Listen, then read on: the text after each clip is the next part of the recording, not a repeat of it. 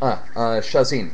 Well, let's see. Rather than muddling around with my channel name, um, my first name is Ben Hamid, so Ben is fine. We're on a first name basis. Hey, we're making progress. So, your comments about pluralism, well stated, well considered, and you did. It is good that we address this concern of assimilation up front, because it seems that that's one of the primary anxieties about pluralism, that if we get people with different ideas, with different religions, in the same space, interacting peacefully, coexisting tolerantly, that their distinctness will be lost. And that's not what we're talking about. That's not what we're advocating for. Not a great mush or a great melange of religion, politics, ethnicity, culture, that sort of thing, but rather communication, peaceful communication, and the possibility that a given society, a given nation would accommodate these things.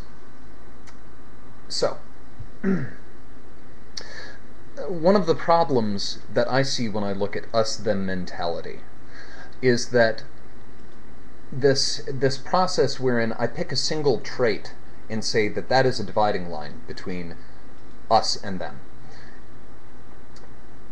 If we pick those traits, as we select those traits, we find that the ways that we define ourselves, our group, as different from the them group, the other group, we find that those traits are no more or less significant than the traits that distinguish us from the people within our group, within the us group. If you take us-them to its natural and rational conclusion, you wind up with me and everybody else. The flip side of that is that the ways that I am different from any given person are no more or less significant than the ways in which I am different from any given person. There really isn't a them. There really can't be a them. And in the political climate that we live in the economic climate that we live in, the technological climate that we live in, and especially as we look forward, as we look to see where these trends will take us, there isn't room in the world. The world is too small to accommodate a them. So, where do we go? Honestly, I'm far from qualified to offer any sort of overarching solution for conflict in the Middle East, Western involvement therein, so on and so forth. But you mentioned ignorance and its leading into fear, and all too often that is the case. All too often that is the case.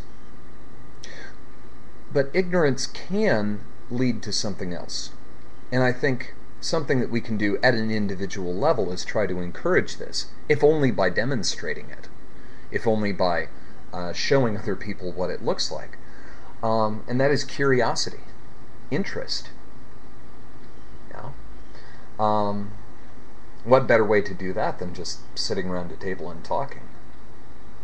It may be hokey. It may be silly, but I'm a big advocate for what I call lunchroom humanism. As a child in school, the politics of one's environment were determined by who you were willing to eat lunch with. So it may be a silly metaphor, it may be a silly analogy. But I think the goal, my goal, would be to simply get people willing to eat lunch with each other. Getting people around the same table, sharing the breaking of bread, viewed as a special act of significance in many cultures, many religions. think the breaking of bread is very important. Um, and perhaps in some way that's what we're doing here. We're sitting around, we're sitting around and chewing on each other's ideas. We're allowing each other to nourish each other. And I think there's value in that. Is it enough? I don't know. I don't know, but it is something. And I think encouraging as many people as possible to look at the unknown with curiosity, with interest, rather than fear, would be a good first step. And again, not going to change overnight, but something that we can do as a daily practice, something we can model in our daily lives.